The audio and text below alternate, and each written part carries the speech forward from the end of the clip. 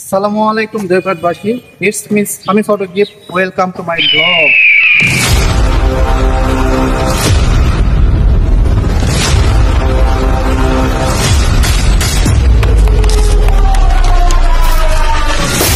আজকে আমি আসছি জয়পুর শহরে। এই শহরে স্ট্রিট ফটোগ্রাফি করব।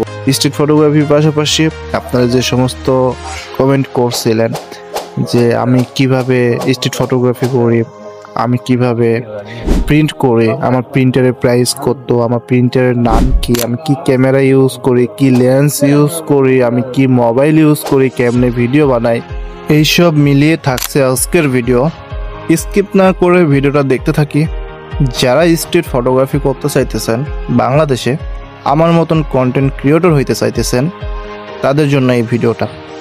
বাংলাদেশে স্ট্রিট ফটোগ্রাফি করা অনেক রিস্ক, তবে সভ্যতার মাঝে কাজ করেন আর খারাপ ইন্টেনশন থেকে দূরে থাকলে আশা করি কোনো সমস্যা নেই।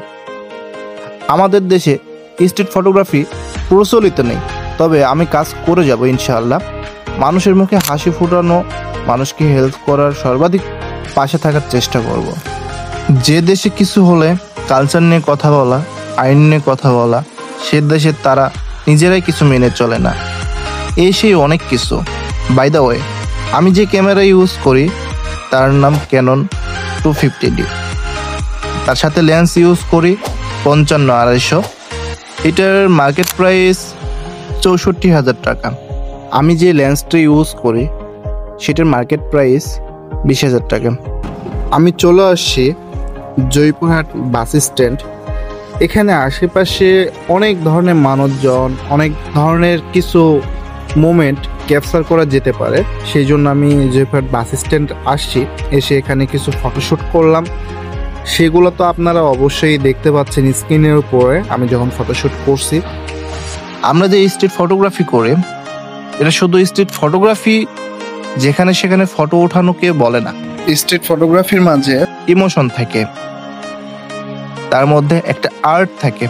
আপনারা যদি সেই জিনিসটা যদি বুঝতে পারেন যে এই ফটোটা কোন ইমোশনে তৈরি হচ্ছে, এই মেমোরিটা কোন ইমোশন থেকে তৈরি হচ্ছে। স্ট্রিট ফটোগ্রাফি কিন্তু এতটা সহজ না করা। আমরা যা দেখি, যা করি তা কিন্তু না। অনেক কিছু থাকে যেগুলো মোমেন্ট ক্যাপচার করতে হয়। সবসময় কিন্তু সেই মোমেন্টগুলো আমাদের চোখে পড়ে না। অ্যাকচুয়ালি অনেকে বলেন যে শুধু ফটো তুললেই ফটোগ্রাফার হওয়া যায় না। আপনি যদি ফটো নাই তোলেন তাহলে ফটোগ্রাফার হবেন কিভাবে, শিখবেন কিভাবে, ফটোগ্রাফি কিভাবে করতে হবে কি, তাই না? আপনি যদি ফটোগ্রাফি করেন তাহলে তো ফটোগ্রাফি বুঝবেন।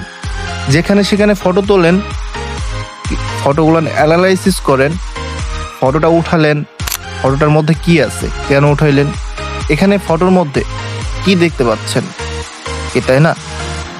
দেন ফটোশ্যুট শেষ করে আমি যখন সামনের দিকে এগিয়ে যাচ্ছিলাম, পাশাপাশি ফটোশ্যুটও করতেছিলাম, ভাবলাম যে এখানে তো আর দেখার মতন বর্তমানে কিছু নাই, তো একটু সামনের দিকে যাওয়া যাক। সামনের দিকে যাওয়ার জন্য একটা রিক্সা নিলাম। আমরা স্ট্রিট ফটোগ্রাফি যখন করি, আমরা বিভিন্ন কিছু আমরা কিন্তু অ্যানালাইসিস করার চেষ্টা করি। একটা জিনিস কি, মানুষের মাথায় যে ব্রেনটা থাকে, এই ব্রেন আমরা যেভাবে চালানোর চেষ্টা করব সেভাবে কিন্তু চলতে থাকবে। রিক্সা নিয়ে আর কি আমরা চলে আসলাম বাটার মোড়ে। বাটার মোড়ে এসে আমরা রিক্সা থেকে নামার পর ভাড়াটা দিয়ে আমরা রাস্তা পার হই। রাস্তা পার হইতেই লাগে দেখি একটা আঙ্কেল পাশে বসে ছিল। দেখা মনে হইলো যে এটা একটা মোমেন্ট ক্যাপচার করা যেতে পারে। এখন আপনারাই কমেন্ট করে বলেন যে আসলে কি এটা ক্যাপচার করা ঠিক হয়েছে, আসলে কি সেই ফটোটা সুন্দর হয়েছে। হ্যাঁ, হতে পারে তাকে আমি গিফট করতে পারি নাই। কিছু কিছু ক্ষেত্রে কিছু কিছু জিনিস যা গিফট করা হয়ে ওঠে না। আপনারা বলতে পারেন যে ভাইয়া আপনি তো খালি শুধু পুলিশকেই গিফট করেন, যে আর মানুষকে গিফট করেন। হয়তোবা আপনারা শুধু পুলিশের ভিডিওগুলো নিয়ে দেখছেন, কিন্তু আর মানুষের ভিডিও তো দেখেন নাই। আপনারা যদি আমার আইডিয়া চেক করেন তাহলে শুধু পুলিশ না, পুলিশের সঙ্গে অনেক ছোট বাচ্চাদের, অনেক বৃদ্ধ মানুষেরও আমি কন্টেন্ট বানাইছি এবং সেগুলো আমি আপলোড করছি। আপনারা চাইলে আমার প্রোফাইলটা চেক করে আসতে পারেন। তারপর এখানে আশেপাশে একটু ঘোরাফেরা করার পর আরো কিছু ফটো উঠাই নিলাম। ফটো উঠাই নিয়ে সামনের দিকে এগিয়ে যাই। আস্তে আস্তে যেতে যেতে যেগুলো নিজের কাছে মনে হচ্ছে যে এই জিনিসগুলো ক্যাপচার করা যায়, তো সেই জিনিসগুলো আমি ক্যাপচার করলাম এবং সেগুলো আপনারা অবশ্যই দেখতে পাচ্ছেন। একটা জিনিস আমরা যখন দেখি সামনে, এই জিনিসটা আমাদেরকে ক্যাপচার করতে হবে। দেন ক্যাপচার করতে গিয়ে দেখবেন ক্যাপচার হচ্ছে না, মোমেন্টটা কিন্তু চলে গেছে। আপনি কি ক্যাপচার করার আগেই মোমেন্টে চলে গেছে, দেন এখন কি করবেন? আফসোস করার ছাড়া তো আর কিছু করার নেই, তাই না? দেন এমনই স্ট্রিট ফটোগ্রাফিতে শুধু মানুষ না, মানুষের সঙ্গে স্ট্রিটে যা যা থাকে আগে জানতে হবে স্ট্রিট মানে কি, হ্যাঁ, আর ফটোগ্রাফি মানে কি, তাই তো আমরা স্ট্রিট ফটোগ্রাফি কাকে বলি এটাও জানতে হবে। স্ট্রিট ফটোগ্রাফির মধ্যে শুধু যে মানুষের ফটো তোলা এটা না, আমরা রাস্তার ফটো তুলতে পারি, আসবাবপত্রের ফটো তুলতে পারি, বাড়ি গাড়ি, কি তাই না, এভরিথিং। আমরা যদি ফটো উঠাইতে থাকি, ফটো তুলতেই থাকি, শুধু তুললে হবে না, অ্যানালাইসিস করতে হবে। দেন আমি ফটো শুধু উঠাই না, অ্যানালাইসিস করার চেষ্টা করি। আমি এখনো এতটা প্রফেশনাল না, ঠিক আছে, আমি এখনো এত প্রফেশনাল হইতে পারি নাই যে আমি প্রফেশনালিভাবে ফটোগ্রাফি করতে পারি। হ্যাঁ, আমি এখনো কাজ শিখতেছি। কাজ শেখার জন্য স্ট্রিট ফটোগ্রাফিতে আসেন, অনায়াসে শিখতে পারবেন অনেক কিছু। কেউ ধরে শিখাবে না, কেউ দেখায় শিখাবে না, আপনাকে নিজে শেখার ট্রাই করতে হবে। আপনি স্ট্রিট ফটোগ্রাফি করতে যাবেন, অনেক মানুষে অনেক কথা বলবে। আপনি স্ট্রিট ফটোগ্রাফি করবেন, অনেকে সন্দেহ করবে। আপনি যদি সেটা লিগ্যালভাবে কাজ করেন তো মানুষ কেউ কিছু বলবে না। মানুষ তালকে তিল বানায় ফেলে, আর মানুষ চাইলে অনেক কিছুই, খারাপ কিছু ভালোভাবে, ভালো কিছু খারাপভাবে নিতে বেশিক্ষণ সময় লাগে না। এই জন্য আমি বলবো, আপনি যদি স্ট্রিট ফটোগ্রাফি করতে চান তো করার মতন করবেন, প্রফেশনালভাবে করবেন, যাতে মানুষ সেটা খারাপ চোখে না দেখে। ওকে, আমার এই ভিডিওটাতে যদি কারো উপকারে আসে তাহলে অবশ্যই আমার এই ইউটিউব চ্যানেলটা অবশ্যই সাবস্ক্রাইব করবেন, পাশাপাশি বেল আইকন বাটনটি অন করে রাখবেন, যাতে নতুন নতুন কিছু বিষয় নিয়ে আমরা যাতে এই ভিডিওটা যখন আপলোড করব তখন অবশ্যই আপনার কাছে সেই ভিডিওটা যাতে পৌঁছে যায় এবং আপনি সেই ভিডিওটা যাতে দেখতে পারেন, কিছু শিখতে পারেন। আমি যে ভিডিওটা বানাচ্ছি, আমি নিজেও কিছু শেখার ট্রাই করতেছি। আমি যে নিজে যে কথাগুলো বলতেছি, আমি নিজে সেটা করার ট্রাই করতেছি। কি বলতেছি, কি ভিডিও বানাচ্ছি, কেমনে ভিডিও বানাচ্ছি, আর এই ভিডিও বানার পিছনে কারণটা কি, এইটাও ইম্পর্টেন্ট। তার জন্য কি করতে হবে? স্ক্রিপ্ট লিখতে হবে। আমি যে শর্টস রিলস বানাই স্ট্রিট ফটোগ্রাফি, এইটা শুধু স্ক্রিপ্টে না, এটা বাস্তবতা মোমেন্ট ক্যাপচার করে। ওকে, আমি যখন শহরে যাই, আমি যখন আশেপাশে মানুষজনকে দেখি, যার তার কিন্তু ফটো তোলা ঠিক হবে না, কেননা এটা বাংলাদেশ। ভাই, একটা বিষয় কি, যে আমি একজনের ফটো তুললাম, সে যদি মাইন্ড করে, সে যদি খারাপ কিছু বলে, এইটা ভাবলে চলবে না। আপনাকে কাজ চালিয়ে যেতে হবে। আপনি কেন কাজ করতেছেন সেটা আগে জানতে হবে, তাই তো। আপনি যার ফটোটা তুলবেন, আপনি যে জিনিসের ফটো তুলবেন, সেই ফটোটা নিয়ে কি করবেন সেটা আপনাকে বুঝতে হবে, জানতে হবে। আপনি যদি একটা ফটো তুললেন, তুলে আয়না যদি তার কোনো ক্ষতি করার চেষ্টা করেন, তাহলে সেটা কখনোই সমাজের চোখে বা আইনের চোখে মানবে না, তাই তো। আমরা সৎভাবে থাকবো, সৎভাবে কাজ করব, যাতে একজন ফটোগ্রাফারের জন্য আর 10 জন ফটোগ্রাফারের যাতে নাম না ডোবে।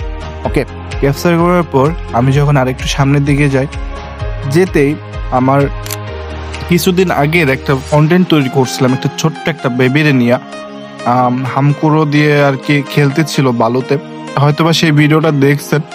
তো সেই বেবিটার সঙ্গে হঠাৎ দেখা, তারপর তার সঙ্গে একটু কথা বললাম। আমি যে একটা কাজ করতেছি, আমার দ্বারাই কি হচ্ছে, আমি একজনকে হ্যাপি রাখার চেষ্টা করতেছি। কিভাবে?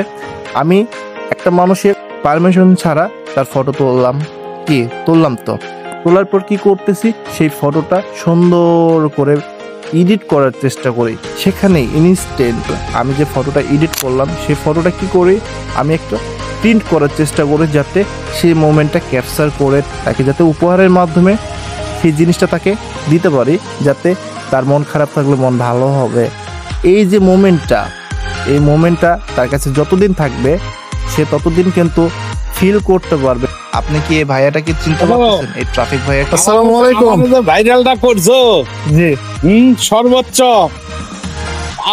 আমার গিফট কি? ইনশাআল্লাহ আপনার গিফট ভালোবাসা। আলহামদুলিল্লাহ। আপনার গিফট ভালোবাসা। যাচ্ছেন কোথায়? এই যে যে ভালোবাসাটা দিচ্ছে মানুষ, এই ভালোবাসাটাই আমার কাছে অনেক কিছু, আমি অনেক খুশি।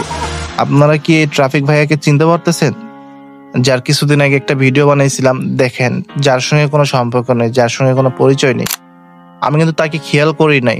আমি কিন্তু আমার ফটোগ্রাফি নিয়ে কিন্তু আমি আশেপাশে অনেক কিছু লক্ষ্য করতেছিলাম। হুট করে উনি আমার সামনে চলে আসেন, এসে আমার সাথে কথা বলেন। এই যে মোমেন্টটা, এই মোমেন্টটা তার কাছে যতদিন থাকবে, সে ততদিন কিন্তু ফিল করতে পারবে যে আমি অমুক জায়গায় গিয়েছিলাম, আমার অমুক সময় মন খারাপ ছিল, আমি সেই সময় একটা ভাইয়ার কাছ থেকে এইরকম একটা জিনিস উপহার পাইছি। কি তাই তো? আপনি যখন বাইরে ঘুরতে যান, হ্যাঁ ঘুরতে যান, আপনি যখন আশেপাশে অনেক কিছু দেখেন সেগুলো কি বাসায় আসার পর কি মনে থাকে না? এর মধ্যে যদি কোনো একটা যদি মোমেন্ট ক্যাপচার হয়, এর মধ্যে যদি কোনো একটা যদি বিষয় যদি আপনি যদি কল্পনার বাহিরে যদি সেটা আপনার কাছে চলে আসে, সেই জিনিসটা কিন্তু অবশ্যই আপনার মনে থাকবে। দেন আমি চেষ্টা করি একটা মানুষকে ভালো রাখার, একটা মানুষকে উপহার দেওয়ার এবং একটা মানুষকে গিফট করার, যাতে সেই মানুষটা এই বিষয়টা অবশ্যই একটা স্মৃতি হিসেবে যাতে তার কাছে থাকে। দেন মানুষ অনেকেই ভাবতে পারে যে শুধু একটা প্রিন্টার আর একটা ফটো গিফট করে মানুষকে কেমনে ভালো রাখা যায়। কিছু কিছু মানুষের মোমেন্ট যেগুলো আমরা ক্যাপচার করি, সেই মোমেন্টগুলো কিন্তু আমরা চাইলেও কিন্তু ধরে রাখতে পারবো না। আসসালামু আলাইকুম, ভালো আছেন?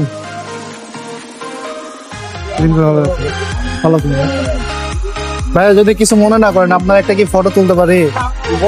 ওনার উঠাইছি ভাই, আমার করছি আমার দিছে তো ভাই, করছি আমার সব সিনিয়র বড় ভাই। দেখ আমি ছবিটা পাশে পিছে রাখ, এই যে পিছে ছবি পাশে তুলতে আসো, বিশ্বাস কর। দাঁড়ান আপনাকে একটা জিনিস দেই। এই রিফাত, ব্যাগ থেকে একটা ফ্রেম বের করে দাও। মান্নান ভাইরা তো একবার ভাইরাল বানাতেছে। হ্যাঁ মান্নান ভাইরাল করে দিচ্ছি। একটা মোমেন্ট ক্যাপচার করে, এই মোমেন্টটা যখন আমি ক্যাপচার করে আমি যখন তাকে দিয়ে দেই তার হাতে, তখন কিন্তু সেই হ্যাপিনেসটা কিন্তু লাখ টাকার সমান, তাই না? আমি প্রথম শুধু একটা ফটো গিফট করতাম, দেন আমি মাঝে মাঝে ভাবতাম যে একটা ফটোর মধ্যে ফিলিংসটা ক্যাপচার হয়, মোমেন্টটা ক্যাপচার হয়, কিন্তু এই ফটোটা সুন্দরভাবে রাখার মতন কিছু তো অবশ্যই একটা করতে হবে। দেন এই জন্য তখন আমার মাথায় চলে আসলো কি করা যায়। তখন আমি ভাবলাম যে একটা ফ্রেম তার সঙ্গে দিলে কিরকম হয়। এই জন্য আমি একটা ফটোর সঙ্গে ফ্রেমও তাকে গিফট করার চেষ্টা করি, যাতে ফটোটা সে সুন্দর করে বাসায় রেখে দিতে পারে, সুন্দরভাবে সেই ফটোটা যাতে ইউজ করতে পারে, সেই ফটোটা যেন নষ্ট না হয়। ফটোটা যদি নষ্ট হয় তাহলে কিন্তু মোমেন্টটা কিন্তু ভুলে যাবে, আর সেই ফটোটা তার কাছে যতদিন থাকবে ততদিন কিন্তু সেই মোমেন্টটা তার মনে থাকবে। অবশ্যই তার মুখে হাসি আসবে যে আমি অমুক সময় অমুক জায়গায় দাঁড়াইছিলাম, আমার অমুক সময় অমুক জায়গায় একটা ভাইয়া আমাদের এই ফটোটা গিফট করছে। আমি কখনো ভাবতে পারি নাই যে তার কাছ থেকে এরকম একটা গিফট পাবো, অন্তত বাংলাদেশে। বাইরের কান্ট্রিতে অনেক কন্টেন্ট ক্রিয়েটর আছে, আমি তাদের ভিডিও দেখি, আপনারাও তাদের ভিডিও দেখেন। আশা করি আমি বাংলাদেশ থেকে এই প্রথম স্ট্রিট ফটোগ্রাফার এবং কন্টেন্ট ক্রিয়েটর হয়ে যাতে আরও সামনের দিকে এগিয়ে যেতে পারি। আমি কিন্তু এইগুলো সব একাই করি, কন্টেন্ট এডিট করে, কন্টেন্ট মেক করে, ফটো এডিট করে। একটা মানুষ সব কিছু কিন্তু চাইলে সব দিক দিয়ে পারফেক্ট হয় না, আমি চেষ্টা করি যাতে সবকিছু পারফেক্ট করার। এখন হয়তো বা আমি বিগিনার, বেসিক ভাবে কাজ করতেছি, আশা করি ইনশাআল্লাহ আমি আস্তে আস্তে অনেক ডেভেলপ হইতে পারবো। যে ভালোবাসাটা দিচ্ছেন এটা পেয়ে আমি অনেক খুশি এবং আশা করি আপনাদেরকে আমি খুশি রাখার চেষ্টা করব। আপনারা যদি পরবর্তী পার্ট দেখার জন্য আগ্রহ থাকেন তাহলে অবশ্যই কমেন্ট বক্সে কমেন্ট করে জানাই দিবেন এবং ভিডিওটা শেয়ার করবেন, যাতে আমি সেকেন্ড পার্টটা নিয়ে আসতে পারি। এবং আজকের এই ভিডিওতে শুধু আমি ক্যামেরা এবং ক্যামেরার লেন্স হিসেবে আলোচনা করছি এবং সামথিং বেসিক কিছু ধারণা দেওয়ার চেষ্টা করছি আপনাদের। নেক্সট ভিডিওতে আমি অবশ্যই চেষ্টা করব সম্পূর্ণ ভিডিওটা ক্লিয়ার করার জন্য, কারণ বেশি বড় ভিডিওটা হয়ে গেলে অনেকে চাইবে না ভিডিওটা দেখার। এই জন্য আমি চেষ্টা করব যাতে সেকেন্ড পার্টের মধ্যে আমি আমার ফুল এক্সারসাইজগুলো শেয়ার করতে পারি এবং স্ট্রিট ফটোগ্রাফি করতে যেয়ে আমার সাথে কি ঘটছে, কিভাবে মানুষের সঙ্গে পরিচয় হয়, কিভাবে মানুষের সঙ্গে কথাবার্তা বলি এবং একটা মানুষের সঙ্গে যখন পরিচয় হবেন এবং পরিচয় হওয়ার পর তার কাছ থেকে কিভাবে আপনি আশা করতে পারেন, তার কাছে কি পাইতে পারেন, এই সমস্ত কিছু নিয়ে আমি আগামী ভিডিওতে অবশ্যই আলোচনা করব। এবং আজকের ভিডিওটা এতটুকুই। সবাই ভালো থাকবেন, সুস্থ থাকবেন। আল্লাহ হাফেজ।